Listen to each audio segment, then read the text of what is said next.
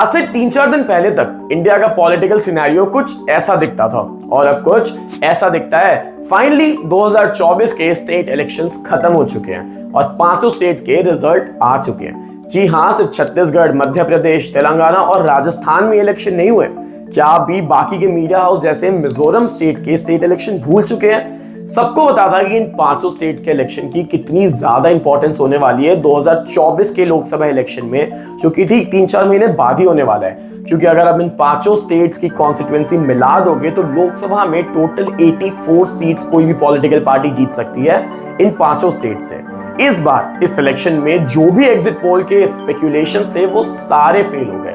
कैसे भारतीय जनता पार्टी ने exit poll के स्पेकुलेशन के अगेंस्ट जाकर छत्तीसगढ़, राजस्थान, मध्य प्रदेश इन तीनों स्टेट में अपनी गवर्नमेंट बनाई, और तो और तेलंगाना में पहली बार उसकी रीजनल पार्टी को हरा के कैसे कांग्रेस मेजॉरिटी में आई। और एक फन फैक्ट, तेलंगाना की रैली में ऐसा पहली बार हुआ कि नरेंद्र मोदी और राहुल गांधी ने एक दूसरे को क्रिटिसाइज करने की जगह मिलकर एक टीम बनाकर किसी तीसरे लीडर को क्रिटिसाइज किया। कैसे वो भारतीय जनता पार्टी और वो कांग्रेस, जो बाकी हर स्टेट्स में मेजॉरिटी के साथ जीत रही थी, वो मिजोरम जैसे स्टेट में सिर्फ और सिर्फ 3 सीट जीत पाई, वो भी मिला के। आइए जानते हैं ये सारी बातें इस वीडियो में। तो सबसे पहले बात करते हैं मध्य प्रदेश की, इंडिया का सेकेंड लार्जेस्ट स्टेट और तो और one of the oldest state, जहां पे बीजेपी ने as a political party grow करना स्टार्ट किया था ईयर 1990 से। देखो, मध्य प्रदेश को अक्सर बीजेपी का हार्ट कहा जाता है, बीजेपी का मुख्य कहा जाता है, क्योंकि पिछले 20 साल में मध्य प्रदेश में बीजेपी को कोई नहीं हरा पाया। तो बीजेपी का मध्य प्रदेश में हारना was a very big thing. मान लो कि ऑस्ट्रेलिया अपने ही सॉइल पे एक टेस्ट मैच हार जाए, इतनी बड़ी बात है। तो जितने भी एग्जिट पोल के रिजल्ट आ रहे थे, उन्होंने यही स्पेक्यूलेट किया था कि मध्य प्रदेश में कांग्रेस और भारतीय जनता पार्टी का बहुत नेक टू नेक एक टफ कंपटीशन होने वाला है। पर जैसे ही रिजल्ट्स आते हैं, 230 सीट्स में बीजेपी ने 164 सीट जीत के क्लियर मेजॉरिटी के साथ मध्य प्रदेश में अपनी गवर्नमेंट बनाई। और तो और इससे बड़ी बात, मध्य प्रदेश के जो 6 रीजन्स थे, उन रीजन में बीजेपी का स्कोर 6/6 रहा। तो बात करते हैं कैसे बीजेपी ने मध्य प्रदेश में जीत हासिल की। सबसे पहला reason is anti incumbency. Anti incumbency का मतलब समझो एज लाइक अ विरोधी लहर, कि मतलब जो भी लोग हैं, जितनी भी जनता है, वो बोर हो चुकी है एक ही लीडर का फेस बार बार देखते देखते। मैंने जैसा आपको बताया कि बीजेपी लगभग 2005 से लेके 2018 तक लगातार मध्य प्रदेश में रूल किया था, जहां पे उनके चीफ मिनिस्टर थे शिवराज सिंह चौहान। 2018 से लेके 2019 12-13 महीने के लिए बीच में कांग्रेस की गवर्नमेंट आई थी, बट फिर वो गिर गई और वापस से बीजेपी गवर्नमेंट आई और फिर से शिवराज सिंह चौहान वहां के चीफ मिनिस्टर रहे। तो मतलब लगभग आप मान लो पिछले 20 साल से मध्य प्रदेश के चीफ मिनिस्टर शिवराज सिंह चौहान ही थे। तो जो वहां के लोग हैं ना, अब वो वही सेम फेस देख के बोर हो चुके थे। तो एक विरोधी लहर चली कि हमें एक नया सीएम फेस चाहिए। तो इसको टैकल करने के लिए बीजेपी ने एक कंफ्यूजन क्रिएट करके रखा कि उनका सीएम फेस कौन बनेगा। मतलब बीजेपी ने उस स्टेट के चीफ मिनिस्टर यानी शिवराज सिंह चौहान को ही 3rd लिस्ट में जाके इलेक्शन की सिर्फ टिकट दी। और तो और शिवराज सिंह चौहान खुद इलेक्शन में जाके लोगों से बार बार बोल रहे थे कि क्या आप मुझे ऐसा सीएम फेस देखना चाहते हो, ताकि जो कंफ्यूजन है ना, वो मध्य प्रदेश में बना रहे इलेक्शन के वक्त। तो सेकेंड रीजन था, वो था कि जो कि बीजेपी अपने हर इलेक्शन कैंपेन में यूज करती है, that is using the name of Narendra Modi. Slogans like Madhya Pradesh के मन में मोदी है तो मोदी के मन में मध्य प्रदेश है। नरेंद्र मोदी ने खुद जाके मध्य प्रदेश में बहुत सारी रैलीज की, रोड शो किए, जितने भी सेंट्रल गवर्नमेंट की स्कीम्स थी उनको प्रमोट किया। स्कीम्स लाइक प्रधानमंत्री गरीब योजना, प्रधानमंत्री आवास योजना, और तो और बार बार लोगों को जाके कॉन्स्टेंटली एक चीज रिमाइंड कराई कि उनका मेन फोकस 2024 के लोकसभा इलेक्शन पे होना चाहिए। और तीसरा रीजन था शिवराज सिंह चौहान। शिवराज सिंह चौहान एक ऐसी स्कीम लेके आए थे जो बीजेपी के लिए गेम चेंजर साबित होती है। हम बार बार भूल जाते हैं कि इंडिया की पॉपुलेशन में या फिर किसी भी स्टेट की पॉपुलेशन में मेल और फीमेल पॉपुलेशन की रेशियो लगभग 50% है। तो आपको वुमेन सेक्शन ऑफ वोटर्स को अगर टैप करना है तो एक बहुत अच्छी स्कीम लानी पड़ेगी, और शिवराज सिंह चौहान लाते हैं लाडली बहना वाली स्कीम, जिसके हिसाब से जितनी भी वुमेन्स है मध्य प्रदेश में उनको बस की टिकट्स फ्री मिलेगी, साथ साथ हर महीने 1250 रुपए का मंथली अलाउंस मिलेगा। इसके चक्कर में बीजेपी को वुमेन सेक्शन से काफी वोट मिले थे इस इलेक्शन में। तो आते हैं चौथे रीजन पे, जो की थी खुद कांग्रेस पार्टी और उनकी 2018 में की गई हुई गलती। 2018 में कांग्रेस ने बीजेपी को मध्य प्रदेश में 13 साल बाद हराया था।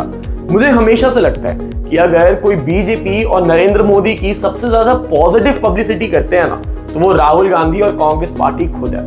2018 में कांग्रेस ने ज्योतिरादित्य सिंधिया के साथ मिलकर बीजेपी को वहां से हरा दिया, पर उनकी गवर्नमेंट बस 1 साल टिक पाई क्योंकि वहां पे इंटरनल पॉलिटिक्स हो गए। फिर ठीक 1 साल बाद ज्योतिरादित्य सिंधिया ज्वाइन करते हैं बीजेपी, और इस बार वो बीजेपी की तरफ से ही लड़ते हैं। और अब ना मानो, उनके नाम पे कम से कम बीजेपी को इस इलेक्शन में ना भी हो तो 20 से 30 सीट्स आराम से मिली होंगी। अब आते हैं तेलंगाना पे। आपको बता दूं, तेलंगाना इंडिया का यंगेस्ट स्टेट है और यहाँ पे कांग्रेस की विन को एज अ कंसोलेशन प्राइज बोला जा रहा है, जो कि गलत भी नहीं है, क्योंकि अगर आपका फोकस 2024 के लोकसभा इलेक्शंस पे है तो आपका मेन फोकस होना चाहिए था छत्तीसगढ़, राजस्थान और मध्य प्रदेश पे, क्योंकि 2019 में बीजेपी ने कांग्रेस को तेलंगाना में लोकसभा इलेक्शन में हरा दिया था। पर फिर भी कैसे कांग्रेस ने तेलंगाना की 10 साल पुरानी पॉलिटिकल पार्टी को, जो कि वहां की रीजनल पार्टी थी, उसको हरा दिया, और तो मेजॉरिटी के साथ नहीं बल्कि बुरी तरीके से हरा दिया। 120 सीट्स में तेलंगाना में इलेक्शन लड़ा गया था, उन 120 सीट्स में 64 सीट जीती थी कांग्रेस पार्टी। पर इसके क्या रीजंस थे? सबसे पहला रीजन था ऑपोजिशन पार्टी। आप इस पूरे इलेक्शन के कैंपेन में एक बात नोटिस करना, पॉलिटिकल पार्टी अपने कॉम्पिटेंसी की वजह से नहीं जीती है, बल्कि दूसरों की इनकॉम्पिटेंसी की वजह से जीती है। और तो और तेलंगाना के इलेक्शन में आप मानोगे नहीं, पहली बार राहुल गांधी और नरेंद्र मोदी ने एक दूसरे को क्रिटिसाइज नहीं किया रैली में। बीजेपी वर्सेस कांग्रेस हुआ ही नहीं तेलंगाना में, उल्टा बीजेपी और कांग्रेस, राहुल और मोदी ने मिलकर एक तीसरे लीडर को क्रिटिसाइज किया, एक तीसरी पार्टी को क्रिटिसाइज किया। इसके लिए आप तेलंगाना का थोड़ा बैकग्राउंड समझो। तेलंगाना 2014 में एक इंडिपेंडेंट स्टेट बना था और उसके बाद से यहाँ पे बीआरएस पार्टी, भारतीय राष्ट्रीय समिति पार्टी, पिछले 10 साल से रूल कर रही है, जो कि हेडेड थी केसीआर, के चंद्रशेखर राव से। अब जो ये के चंद्रशेखर राव है ना, इन्होंने पहला इलेक्शन, अपना डेब्यू इलेक्शन 1984 में ही हारा था, और उसके बाद से अब तक लगभग 40 साल हो चुके हैं, पर ये एक भी इलेक्शन नहीं हारे थे। तो इनको इस बार भी ऐसा ही लगा। के चंद्रशेखर राव ने सोचा कि मैं भी नरेंद्र मोदी हूं, मैं भी अपने ही नाम पे बाकी सारे एमएलएस को इलेक्शन जितवा दूंगा। तो इन्होंने जितनी भी टिकट्स थी बीआरएस पार्टी की, पब्लिक की बात ना सुनने की जगह उनकी बात थी कि लोकल एमएलएस को टिकट्स दो, पर उन्होंने लोकल एमएलएस को टिकट्स नहीं दिए। जितने पुराने अपने एमएलएस थे उनको ही टिकट दिए, उनको ही बोला इलेक्शन लड़ो, और फिर ये सारे एमएलएस ब्राइब देते हुए, वोट खरीदते हुए पकड़े गए। दूसरा रीजन था, वो था कांग्रेस की स्कीम्स और उनके फ्रीबीज, जो कांग्रेस ने कर्नाटक इलेक्शन में किया था। अगर आप कर्नाटक वाली इलेक्शन वाली वीडियो देखोगे तो आपको समझ आएगा कैसे कांग्रेस ने अपनी स्कीम्स को ऐसा बनाया था कि वो जितने भी सोशली बैकवर्ड क्लास है, इकोनॉमिकली पुअर क्लास है, उनको टारगेट कर दी थी in the form of freebies. उसी को एज अ सक्सेस दिखा के कांग्रेस ने कर्नाटक वाली स्कीम्स को तेलंगाना में भी इंप्लीमेंट करने की कोशिश की, क्योंकि दोनों नेबरिंग स्टेट है तो काफी फर्क पड़ा।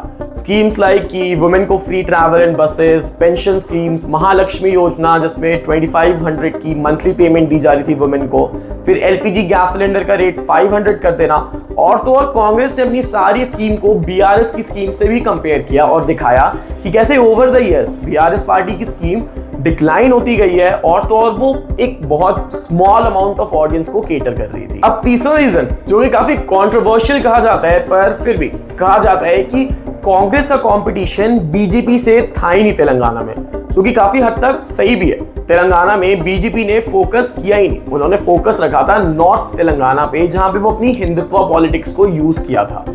अब कांग्रेस को डायरेक्टली फेस नहीं करना पड़ा बीजेपी की हिंदुत्व पॉलिटिक्स, जो उन्हें मध्य प्रदेश और राजस्थान में करनी पड़ी थी। तो इसके चलते कांग्रेस की जो भारत जोड़ो यात्रा थी वो काफी सक्सेसफुल रही। सेम कर्नाटका में भी हुआ था। कर्नाटका के जितने कॉन्स्टिट्यूएंसी से भारत जोड़ो यात्रा गई थी, उसमें 90% ऑफ द एरिया में कांग्रेस ने अपनी गवर्नमेंट बना ली थी, और सेम तेलंगाना में भी हुआ। इन्हीं 3 रीजन के चलते कांग्रेस तेलंगाना में मेजॉरिटी के साथ अपनी गवर्नमेंट बना के बैठी। अब बचे 3 स्टेट्स, मिजोरम, राजस्थान और छत्तीसगढ़। इन तीनों की बात हम करेंगे अगले वीडियो में, जो कि पक्का कल आ जाएगी। आपको एक फन फैक्ट बताऊं तो राजस्थान में पिछले 25 सालों से ना ही बीजेपी ना ही कांग्रेस, ऐसी कोई पॉलिटिकल पार्टी नहीं है जो लगातार 2 बार जीती हो। पिछले 25 साल में एक बार बीजेपी आती है तो एक बार कांग्रेस आती है। जानेंगे ये सब कि ये क्यों होता है, कौन कैसे जीता। ऐसी इंटरेस्टिंग स्टोरीज और पॉलिटिकल अपडेट्स के लिए जुड़े रहिए। Thank you very much.